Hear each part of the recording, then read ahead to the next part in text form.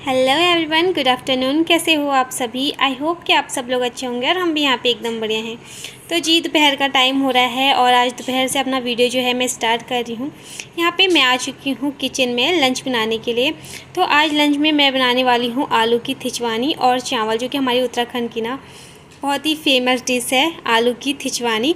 तो यहाँ पे सबसे पहले तो मैं ना चावल साफ़ करके चावल चढ़ा दूँगी। उसके बाद जो है सब्ज़ी बनाने की तैयारी करूँगी, क्योंकि उसमें टाइम लगेगा। तो तब तक ना मेरे चावल बन जाएंगे और लेट भी काफ़ी हो चुका है, 1 बज गया है दोपहर का। और अब जाकर मैं लंच बना रही हूँ अपना, और इनको भी भूख लग गई थी ना, तो सोचा पहले चावल चढ़ा दूँ, उसके बाद जो है सब्ज़ी मैं बाद में ही बनाऊँगी। तो चावल मैंने साफ़ करके चढ़ा दिए हैं बनने के लिए। हमारे गांव के चावल थे, तो मैंने सोचा कि कहीं इनमें कुछ मतलब जो छोटे छोटे कंकड़ पत्थर होते हैं ना, वो तो नहीं है, लेकिन चावल बिल्कुल साफ़ थे। यहाँ पे जो है अब मैं कर लूँगी सब्ज़ी बनाने की तैयारी। तो मैंने 2 आलू ले लिए हैं, मेरे और न्यू के लिए तो हो जाएगा। तो आलू की थिचवानी ना ज़्यादा ही बन जाती है, क्योंकि ग्रेवी वाली बनती है ना, तो फिर वो ज़्यादा हो ही जाती है। तो इतने आलू ना हमारे लिए काफ़ी हैं। तो मैंने आलू को छील लिया है अच्छे से, उसके बाद उन्हें धो लिया था। उसके बाद अब मैं इनको सिलबट्टे से ना ऐसे कूट लूँगी। तो इसे ना इसलिए आलू की थिचवानी बोलते हैं कि हम इसको ना ऐसे थेच देते हैं, मतलब कूट लेते हैं इसको बारीक बारीक। और ज़्यादा ही बारीक नहीं करना है इसको, बल्कि हल्का सा ना दरदरा कर देना है। और जब चावल के साथ खाओ ना, जब ये मुँह में लगते हैं ना, तो इनका टेस्ट ना बहुत ज़्यादा अच्छा लगता है। तो चलिए, यहाँ पे आलू ना मैंने थेच लिए हैं, मतलब कूट लिए हैं। उसके बाद जो है आप कर लेते हैं मसालों की तैयारी। तो जो है यहाँ पे मैं जो है लहसुन छीलूँगी, लहसुन का मैं तड़का लगाऊँगी। और आप चाहे तो प्याज टमाटर भी डाल सकते हैं, बट जो है हमारे गांव में इसी तरीके से बनाते हैं, तो मैं इसी तरीके से बनाऊँगी। और हाँ, मेरे पास एक कमेंट आया था कि दी आप अपने बारे में बताइए कुछ, आप कहाँ से हो? तो हम उत्तराखंड से हैं, कुमाऊँ से। हम उत्तराखंड कुमाऊँ से हम हैं, और देहरादून में हम रहते हैं अभी। और जो मेरी सासू माँ और ससुर जी हैं ना, वो गांव में रहते हैं। तो गांव में भी हम जाते रहते हैं उनसे मिलने के लिए। 6 महीने में चले जाते हैं हम उनसे मिलने के लिए। तो चलिए, आपको बता दिया कि हम उत्तराखंड कुमाऊँ से हैं। और जब भी गांव जाना होगा ना, तो आप सबके साथ शेयर होता रहेगा। अपने गांव का व्यू भी शेयर करूंगी, अपने सासू माँ और ससुर जी से मिलाऊंगी, मतलब सबसे मिलाऊंगी। मम्मी पापा मेरे गांव में रहते हैं और भैया भाभी मेरे दिल्ली में रहते हैं। तो जो है सबसे आपसे मिलाऊंगी अगर मेरा गांव जाना हुआ तो चलिए, यहाँ पे फ़िलहाल तो सब्ज़ी बना लेते हैं। तो मैं बता देती हूँ आपको, मैंने तड़के में लहसुन डाला था, लहसुन ब्राउन हो गई थी। उसके बाद मैंने ऊपर से ना जो है आलू डाल दिए थे, जो मैंने थेच के रखे हुए थे। उनको मैंने थोड़ी देर नमक डाल के ना ऐसी तेल के साथ फ्राई कर लिया था। उसके बाद जो है मैंने इसमें आटे का घोल हम बनाते हैं, मतलब गांव में इसी तरीके से हम बनाते हैं, आटे का घोल डालते हैं। आप चाहे तो बेसन भी डाल सकते हैं, बट ना आटा डाल के ना जो है बहुत अच्छा टेस्ट आता है। तो मैंने आटा डाल दिया था, ऊपर से सारे मसाले मैंने डाल दिए। अब इसको ना बनने के लिए मैं छोड़ दूँगी।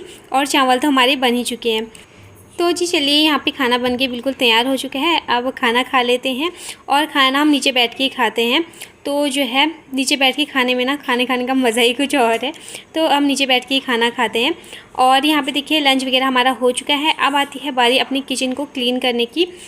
तो लंच करने के बाद अगर किचन क्लीन हो जाता है ना, बर्तन वगैरह अपने धुल जाते हैं ना, तो एक टेंशन ख़त्म हो जाती है। अगर मैं ऐसे ही रखती हूँ ना, तो फिर बेचैनी सी रहती है कि कुछ छूट रहा है, कुछ काम मेरा छूट रहा है, करना है वो काम करना है करके ना, तो फिर बहुत ज़्यादा वो उलझन सी रहती है।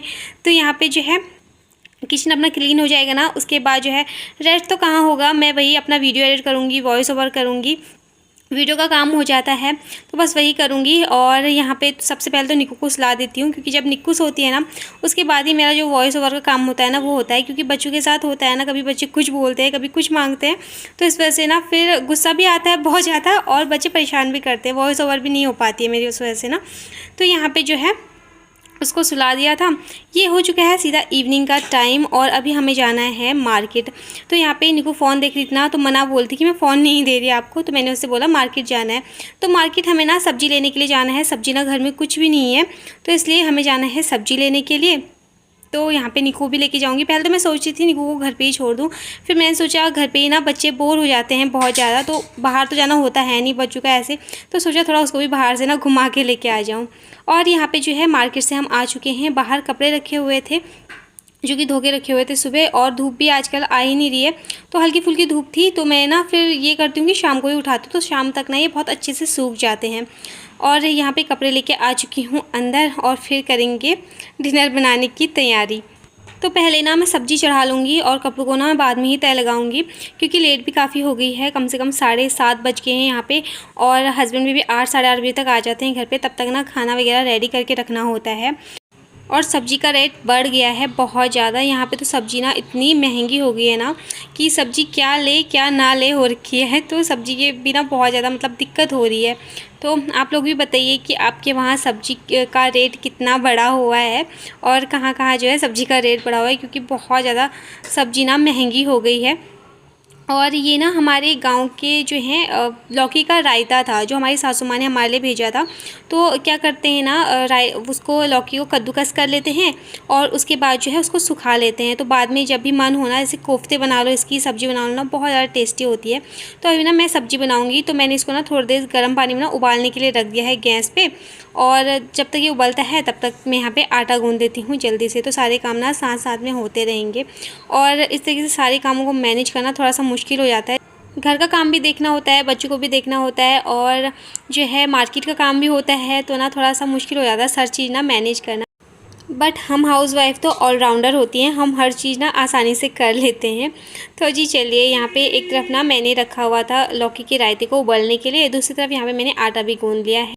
और जो लौकी का रायता मैंने उबालने के लिए रखा था ना, तो वो भी उबल चुका था। तो मैंने ना साथ के साथ ना सब्जी बना दी थी।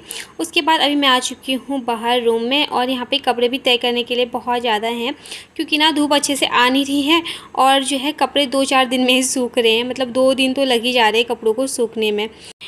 तो जी चलिए, यहाँ पे जो है अपने कपड़ों की तह लगा के उनको उनकी जगह पे रख देते हैं। और यहाँ पे निक्कू खेल रही है मेरी साड़ी के साथ। तो उसको ना साड़ी पहनने का बहुत शौक़ है, उसको ना मेकअप करने का बहुत शौक़ है। होता है ना लड़कियों में ये सारी चीज़ें, मतलब दुपट्टा ओढ़ने का, साड़ी पहनने का, चूड़ी पहनने का, मेकअप करने का, ये सब जो होता है ना, अगर छोटी बच्ची भी है ना उसमें जो है ये शौक़ रहते हैं। तो ये ना बहुत ज़्यादा शौकीन है इन चीज़ों की।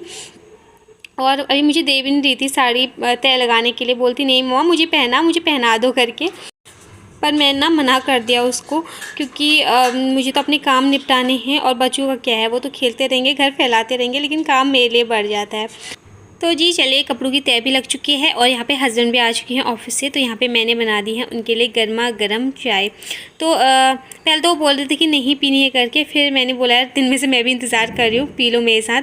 तो उन्होंने बोला चलो ठीक है। वैसे तो वो मना बोल रहे थे कि सीधा खाना ले आओ और खाना खा लेते हैं, वरना फिर ना खाना खाने में बहुत ज़्यादा लेट हो जाती है। तो मैंने बोला मेरा मन कर रहा है अभी चाय पीने का, तो पी लो। तो दिन में सुबह से मैं भी वेट करती हूँ, एक उनके साथ ही पीती हूँ सुबह की चाय, फिर शाम को ना मैं अकेले चाय पीती हूँ नहीं।